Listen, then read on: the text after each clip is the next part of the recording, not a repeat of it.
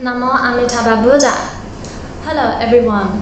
So in Buddhist sutras, sometimes we see the Buddha talk about the 6 realms or the 5 realms and also the triple realms. So in today's video, I'd like to talk about all these different classifications of realms and what are the differences.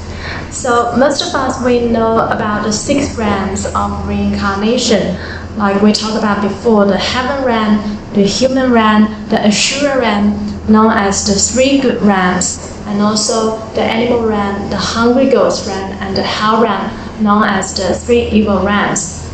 Now the Ashura realm is a little bit special. So if we are talking about the 6 realms, then the Ashura realm is specifically referring to the heavenly Ashura, sometimes known as the demigods. And the Asuras like to fight with the devas. If the sutra talks about 5 realms, then they include the demigods and the heaven realm together to make up the 5 realms. Asuras can actually also exist in other different realms, like the human realm, the hungry ghost realm, the animal realm. So Ashura can also refer to a type of personality or character. So Asuras are types of beings who, although they cultivate good deeds, they also have very big temper. They really have this fighting spirit. They like to fight a lot, and they like to be angry a lot. They have this big tantrum and also jealousy. So this is a trait of Ashura. So Ashura can also exist in other realms,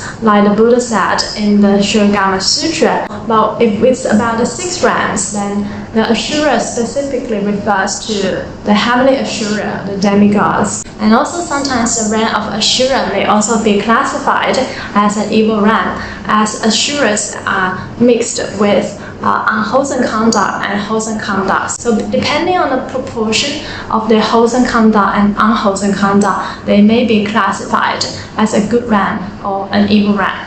And sometimes in the sutra, we also see very often the triple realm.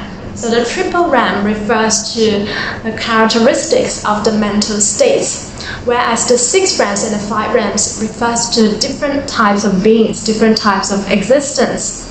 So what are the triple realms? So the triple realms are the desire realm, the form realm, and the formless realm. So the triple realms are also referring to the cycle of reincarnation. So the desire realm include the lower 5 realms, which are the Ashura realm, the human realm, the hungry ghost realm, the animal realm, and the hell realm, and plus the first 6 levels of heavens. So this make up the desire realm in the cycle of reincarnation. So why is it called the desire realm? Because beings in the desire realms, they have strong attachment to desire, particularly the desire to senses, the desire to lust, the desire to food. In the human realm, where people have desire to money, fame, lust, food, and sleep. And also in the lower heavenly realm, first 6 levels of heavenly realms, they also still have desire to the senses. It's just the higher the level of heavenly realms, the less the desire. And when we go to the form realm, the heavens in the form realms, so from the 7 levels of heaven and above, and there are 18 levels of heavens together in total in the form realm. And they have no desire to the senses. They are free from sensual desire and also no desire to food. But they're not completely free from all attachment yet. So in the form realm, they will have a really wonderful and beautiful transformed body. So the higher the level of heavens, the more wonderful the beings will look, and also due to the decrease in desire. So if they don't have the attachment to desire, where do they get their bliss from? So the bliss is from meditation. So for people to actually ascend to the form realm, they not only need to cultivate the 10 good deeds in their life, but they also need to practice meditation. And the higher the level of meditative absorption, meditative concentration, the higher the level of heavens they'll end up to in the form realm. So for instance, when we talk about different levels of enlightenment, anagamis, the non-returners in Theravada Buddhism, they will actually ascend to the pure abodes in the form realm. So the pure abodes are the highest 5 levels of heavens in the form realm. So we'll talk more about the different types of heavens in another video. And then after the form realm, there is still the formless realm. In the formless realm, there are a total of 4 different levels of heavens. And beings who are in the formless realm, they do not have any attachment to desire and whatsoever. Also, they would not have any form, so that's why it's called the formless realm. It's just pure consciousness, pure mind. But what they may still have, the slightest subtle attachment, is the attachment to non-thinking, no thoughts. So these are called the Externalist Enlightenment.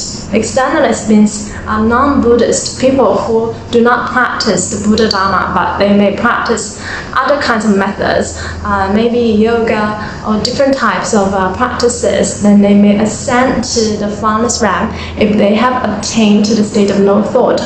But remember, attachment to no thinking, no thoughts is still a form of attachment. So this is very subtle.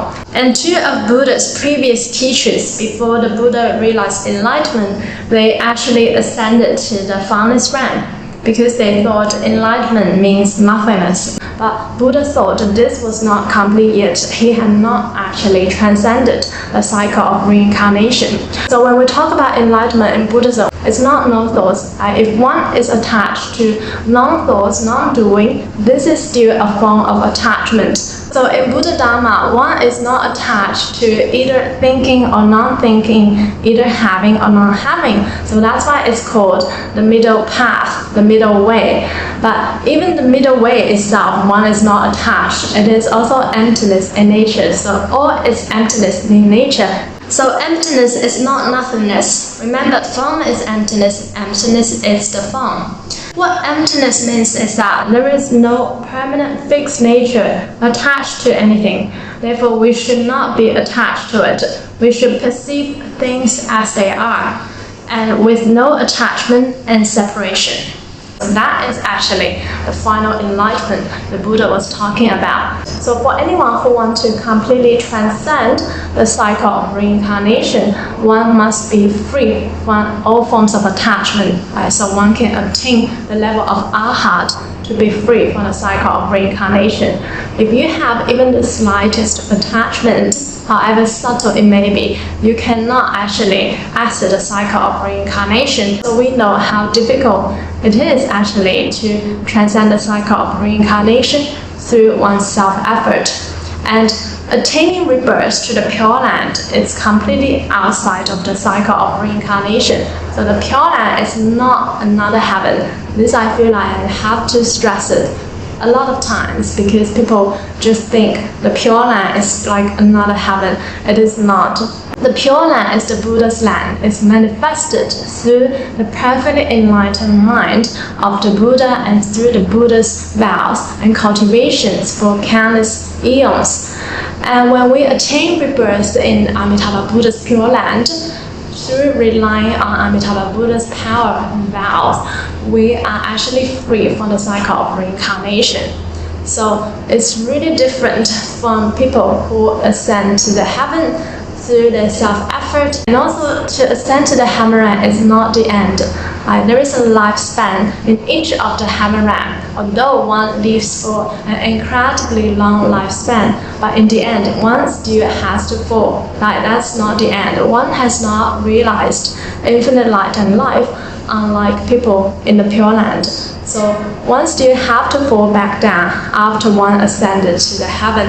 And I'll do another videos to talk more about the Buddhist heavens.